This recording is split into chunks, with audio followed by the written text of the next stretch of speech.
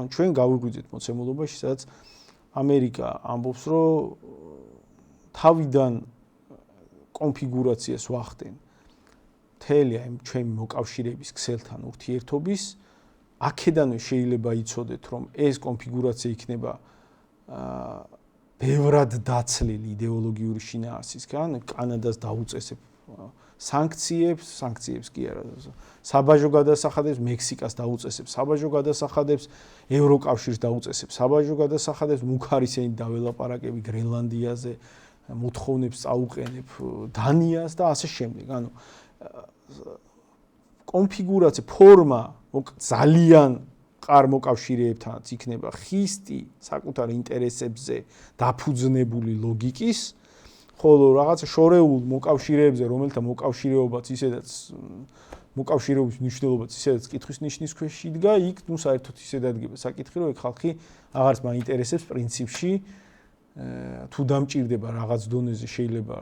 ყურადღება მივაქციო, ისიც კაცმა არ იცის როგორ დამჭირდება და რამდენი დამჭირდება, მაგის ლოგიკას ვერავინ გათვლის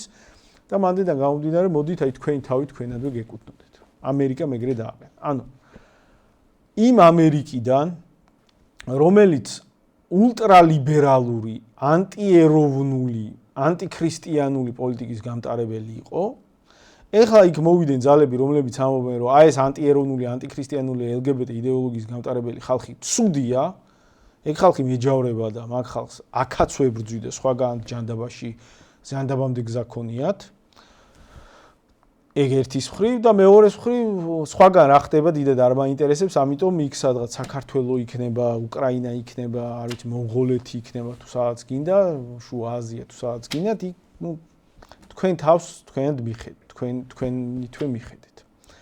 ეხლა ცხადია ეს არ არის აბსოლუტური განცხადება, იქ შეიძლება რაღაც დონეზე მათ დააინტერესოთ, რომ მოდი აი ტრანზიტი ჩინეთს საქართველოზე გავლით, გაურთულოთ და ამ კუთხით ჩავერიოთ აქ ან მაგალითად უკრაინაში მთლად ბოლომდე რატომ გვაგებინოთ რუსეთს, ჩვენს კონკურენტს და მოდი იქ თავის ტკივილი გაუგრძელოთ და ასე შემდეგ და ამ მასშტაბში ჩარევები იქნება უბრალოდ ეგ ძალიან მნიშვნელოვანია, რომ ეს ჩარევები რა მასშტაბის სად იქნება, ან იქნება თუ არა საერთოდ, ან მოხდება თუ არა გარიგება ამა თუ იმ პოტენციური მოკავშირის შეწირვით დიდ მოთამაშეებთან, ეგ უკვე დათვლას პრაქტიკულად აღარ ექვემდებარება, რაც ნიშნავს რეალურად მიტოვებას, იმიტომ რომ ეს ნიშნავს, რომ გრძელვადიან გეოპოლიტიკურ გათვლებს ეს აღარ ითვალისწინებს. შესაბამისად, ქართული პოლიტიკური ელიტა, აი მაგ მოცემულობაში აღმოჩნდით, ერთის ლიბერალური პოლიტიკური ელიტა, რომელიც უდიდეს უმრავლესობას წარმოადგენს ქვეყანაში, დარჩა ერთგვარ დაობლებულ მდგომარეობაში, აი მშობლებმა, დამფინანსებლებმა პირდაპირ გაგებით, აი USAID-მა შეუჩერა საერთოდ დაფინანსება და მთლიანად იდეოლოგიურმა მშობლებმა გარდასახვა მოახდინეს და აქ ესენი შეიძლება არა ეს პირდაპირი განცხადებით თქვენ მიტოვებულები ხართ. ასეთი განცხადებით არა, მაგრამ რეალურად მიტოვება ხდება და ამისი სულ უფრო თვალსაჩინო მაგალითები დადგება ჩვენს წინაშე, ყველა უბრალოდ იძულებული გახდება ეს გააცნობიეროს. ერთის მხრივ ეგ მოხდა, მაგრამ მეორეს მხრივ მოხდა ის, რომ ჩვენი პოლიტიკური სისტემა აგებული იყო მათ შორის აი ამ მსოფლიო გეოპოლიტიკური ამერიკული კონფიგურაციის გათვალისწინებით. მასე ფუნქციონირებდა. ანუ წესები, ფორმები, ინსტიტუტები,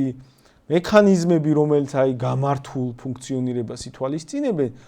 ისინი ვართ ჩვენ თქვათ ლიბერალები, არა ვართ ლიბერალები, ვილაპარაკებთ ლიბერალურ ნაწილზე თუ არალიბერალურზე საზოგადოების, მაგრამ მთლიანად საზოგადოების მექანიზმი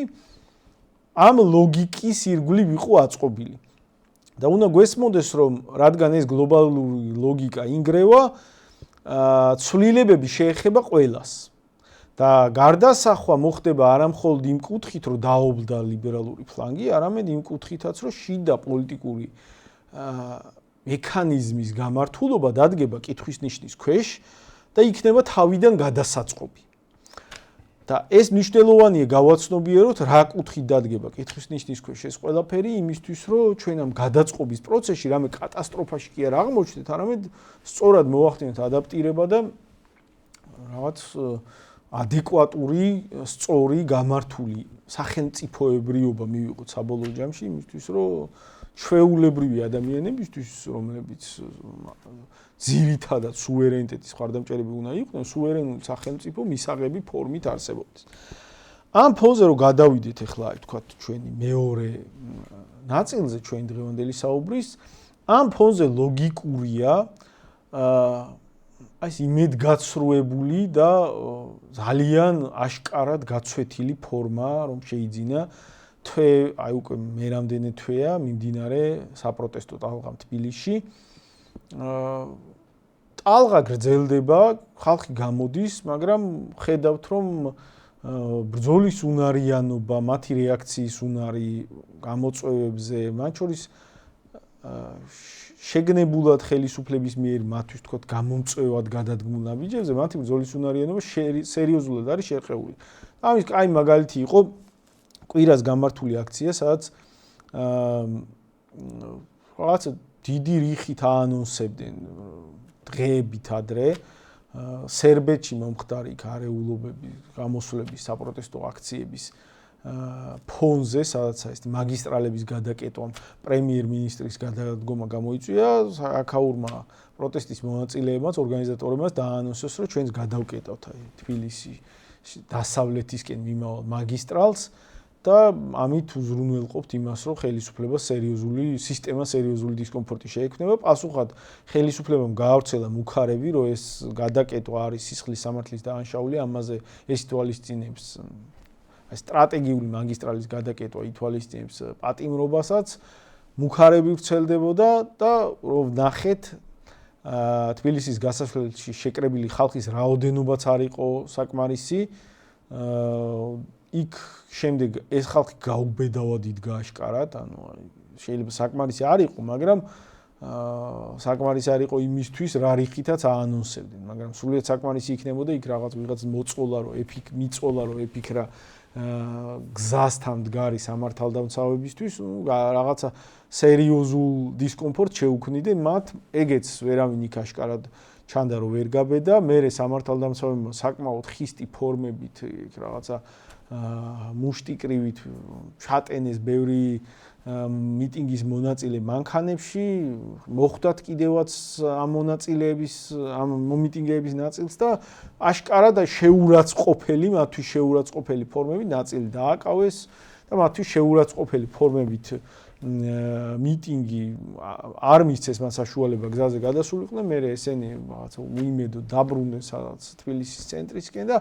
თვითონვე იყვნენ უკმაყოფილოები რომ ასეთ მიტინგებს რა აზრი აქვს ასე ჩვენ ფონს ვერ გავალთ ოცნება დაგწვინს და რაღაცა უნდა მოახერხოთ და ეგ რაღაცის რესურსიც აშკარად აღარჩენს და მან ჩდება კითხვა ანუ რასთან გვაქვს საქმე რატო გაცვდა თვალსა და ხელშუა მიტინგი რომელიც ერთის შეხედვით ამდენი თვეები რო გრძელდება პირიქით ეფექტი უნდა ქონდეს ან თვეები მიტინგი რო ახერხებს და კეტავს რუსთაველს ამას უნდა ქონდეს მიტინგი რომ მას უნდა ქონდეს ეფექტი რომ საბოლოო ჯამში ეს რაღაცა უწყვეტი ტალღა გაზაფხულამდე მივატანოთ რაღაცა მუხტი ვაძლიოთ ასეთი მეთოდებით რაღაცა პროვოკაციული მეთოდებით მაგისტრალების გადაკეტვის და საბოლოო ჯამში უნდა აფეთქება გამოიწვიოთ განწყობები საქმე იმაშია რომ აი ეს რაზეც პირველ ნაწილში ვისაუბრე დასავლეთის იმედების გაწვეთა საბოლოო ჯამში გარდაუვლად აისახება ქართულ პოლიტიკურ დღესწესრიგზე საქართველოში მთელი პროდასავლური მიტინგების ტალღა დგას იმ იმედზე რომ საბოლოო ჯამში დასავლეთი ისე განრისხდება აქ მიმდინარე მოვლენებზე რომ ჩაერევა და საკუთარი ჩარევით უზრუნველყოფს მოთხოვნების დაკმაყოფილებას დასავლეთის განრისხების გარეშე იმ ძალების მიერ ორგანიზებული მიტინგები რომელიც დეკლარირებულად გულისხმობს რომ სახელმწიფო უნდა იმართებოდეს დასავლური დირექტივებით რომელიც გულისხმობს, რომ აი მაწლეულების განმავლობაში, რომლებიც მონაწილეები იყვნენ თვითონ და უზრუნველ ყოფას ახდენდნენ აქ, მათ შორის დასავლეთის საკმაოდ ხისტი მეთოდებით დასავლეთის გავლენების გავრცელებას, რომლების კულტურული და იდეოლოგიური შინაარსი, აი ორგანიზატორების მკვეთრად გამოკვეთილი არა ტრადიციული ქართულ კულტურასთან შეუსაბამო ხასიათის იყო ასეთი ფენის მიერ, ანუ საზოგადოების მნიშვნელოვანი ნაწილისთვის მიუღებელი ფენის მიერ ორგანიზებული საპროტესტო ტალღა და წინააღმდეგობის ტალღა შეუძლებელია იყოს თავისთავად ერის ნებაზე დაფუძნებით ეფექტური და საკუთარი ინტერესები ბოლომდე გაიტანოს. საბოლოო ჯამში მისი ფუნქცია შეიძლება იყოს მაქსიმუმ ის, რომ დასავლეთისთვის უზრუნველყონ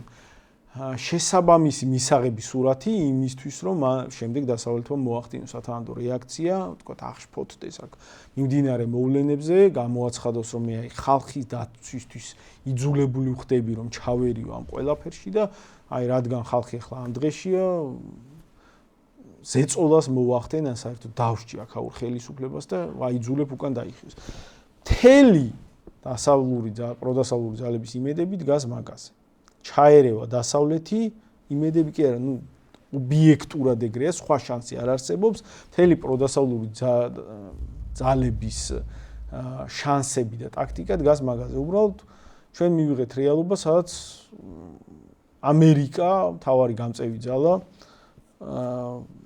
დეკლარირებულად აღიარებს, რომ მსოფლიოს ჟანდარმი დასავლეთი ამერიკის თაოსნობით ვეღარ იქნება.